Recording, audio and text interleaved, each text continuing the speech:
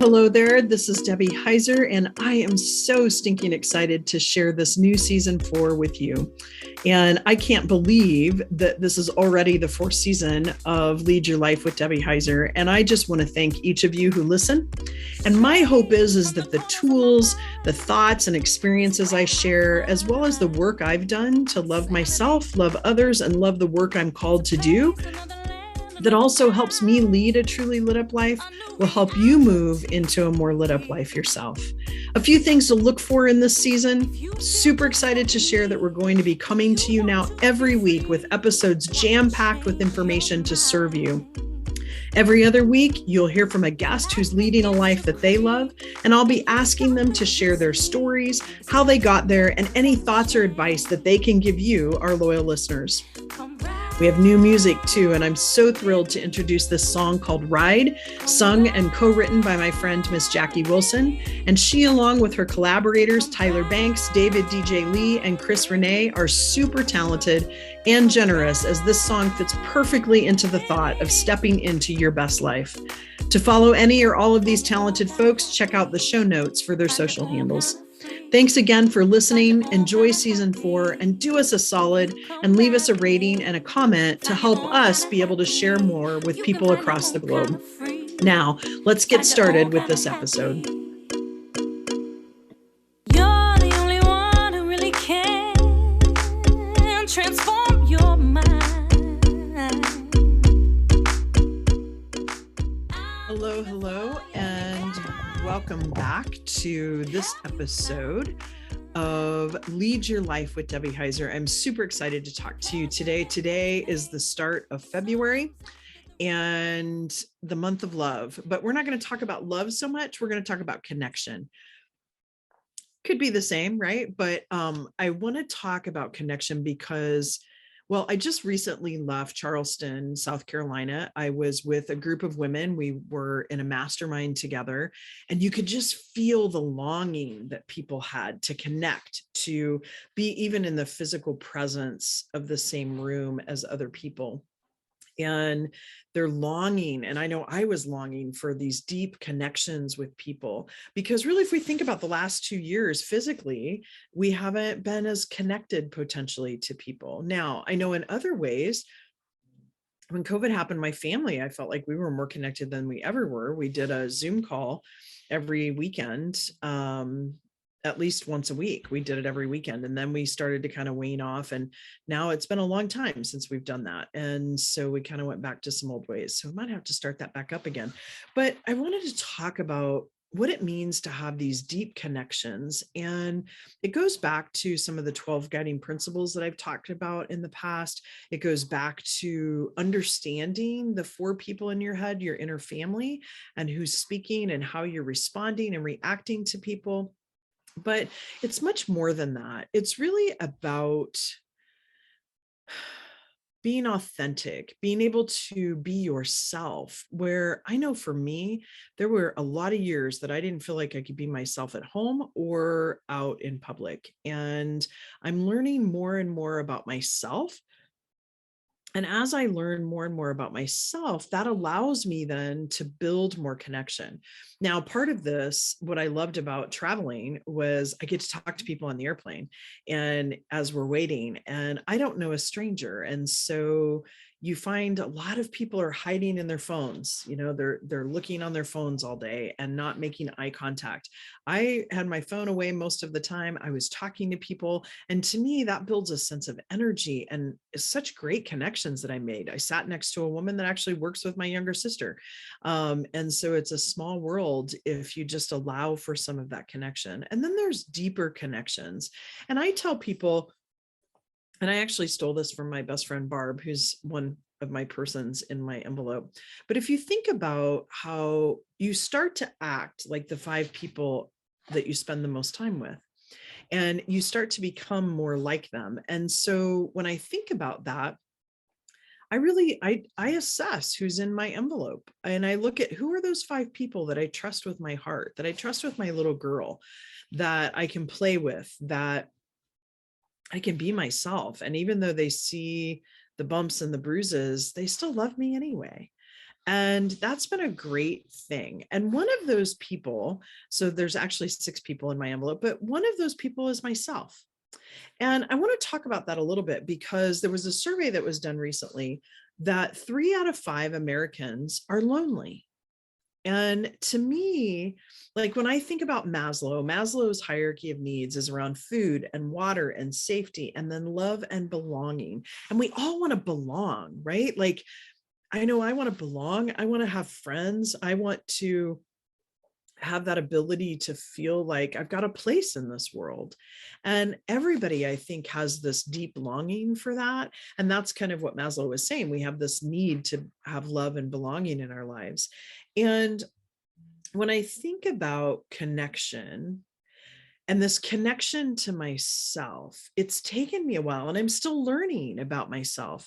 I'm still digging in and doing things that I never thought I would ever do, and like jump out of an airplane, and realizing what's fun to me, what's not so fun, what I like to spend time on.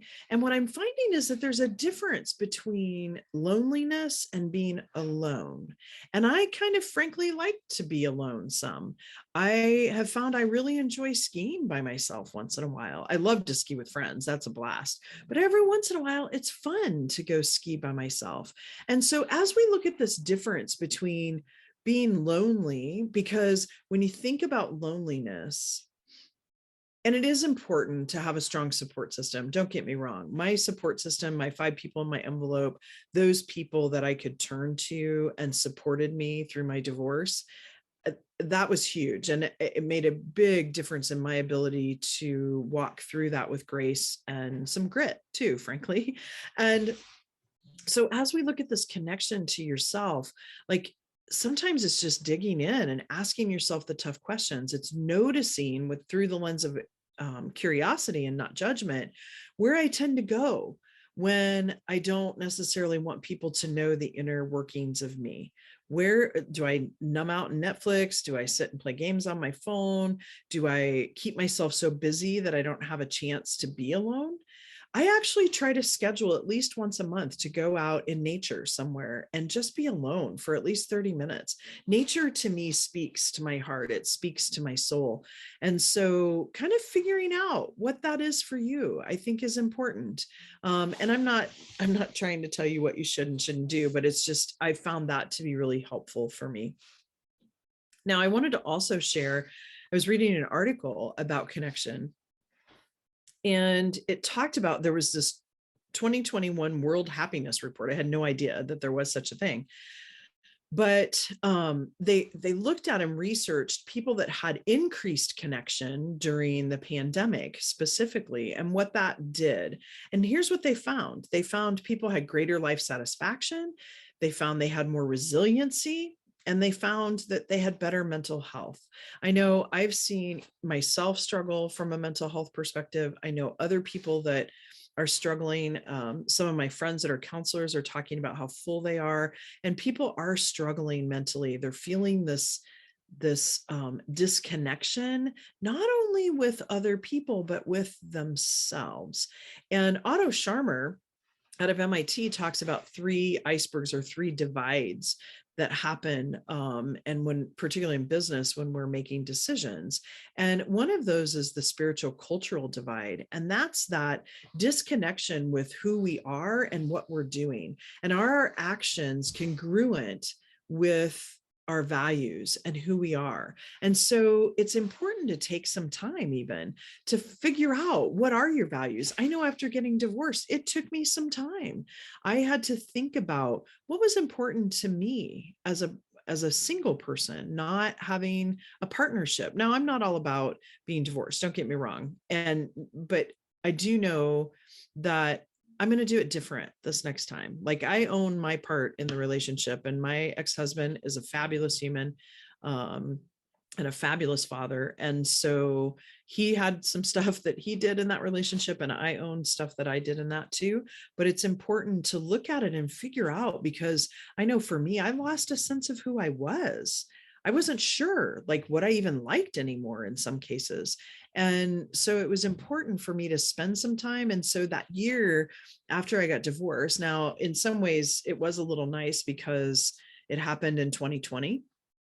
And so there weren't as many things open, and it allowed me time. It allowed me time to kind of sit in my emotions and not stay in those emotions, but process through them with the help of some great friends and great people in my life.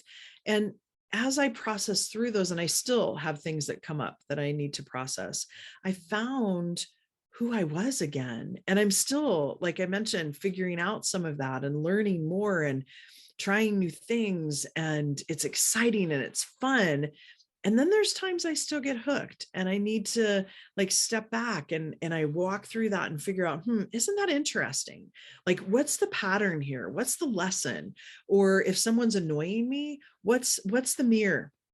Like, I always feel like if we're annoyed with someone, if there's something going on where we just don't want to be around something, there's usually a mirror that's looking back. Like, what is it about that situation that I feel like is happening in my life that potentially needs to change, that needs to look a little different? And that's the rub, right? That's the rub that's happening, the dichotomy of tension that's happening there. So again, list out the 5 people that you feel like you are the safest with and can share the most with. Look at those 5 people in your envelope. Sometimes people call them quarter friends.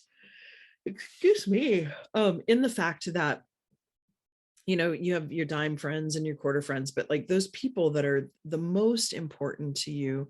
And again, you feel like you can be you. You could break out in a dance. You could throw marshmallows at them and they're not going to think anything worse of you. Now, it is important that, like, if you are feeling lonely, that those are very real emotions. And, I offer up that people, you might want to seek some help with that. We're here to be connected, and being connected means sometimes it's important to ask for help. People can't read your mind. And so it's important, as we talk about the victim game, not to fall into that victim game and expect other people to reach out to you all the time, because they don't know that you're having an internal struggle. If we all broke out in a rash when we had an internal struggle, it'd be easier to spot. So I recommend to you to be honest and open with those people that you care about and let them know you're craving connection. So there's some ways that I found it helpful. I've found some groups to be involved in. I have tried new things. I've taken a class. And I find too that as I foster that connection with myself, I learn that I love to have a dance party by myself in my house while I'm cleaning. I love to paint. I love to do creative things. And it allows my heart then to come out and be expressed. I have a good friend, Katrina Doran, who I just think is magical. And she's on an earlier podcast, and she's a mosaic artist, and she's always talking about this idea of breaking things to then make things. And I feel like sometimes looking at what I feel are the wounded spots allow me to then step out and do something better and more with myself, and just have that feeling of solid groundedness. And it doesn't mean it's there all the time. I'm feeling pretty grounded today and not a lot of chaos energy, which sometimes happens with me. But that feeling of being connected with, for me, God, spirit, universe, like being connected from a spiritual perspective, being connected with myself and who I am and what I stand for, and then realizing and knowing what my bigger purpose is and stepping out and doing that purpose. So again, get yourself involved in some groups, even if they're online right now with everything that's happening. Stay connected to people. If you're finding that you're lonely, really try to take a step forward and let people know. Let folks know that you want to connect, because we can't read your mind. And with that, I so hope you got a few gold nuggets out of this, or my friend Chris that will be on a podcast here in the near future calls them truth bombs. And I would say to you, if you would like to know a little bit more about me, how you can work with me, please go out to my website at www.leadyourlituplife.com and book a consult with me. I have an event coming up for business women in May in Sandpoint, Idaho, and you'll see more information about that soon. And I would love to see you there. It's going to be a fantastic weekend. Anyway, with that, everyone have a blessed day, and we'll talk again soon. Thanks so much. Find your own kind of happy. You can find your own kind of free. Find your own kind of happy.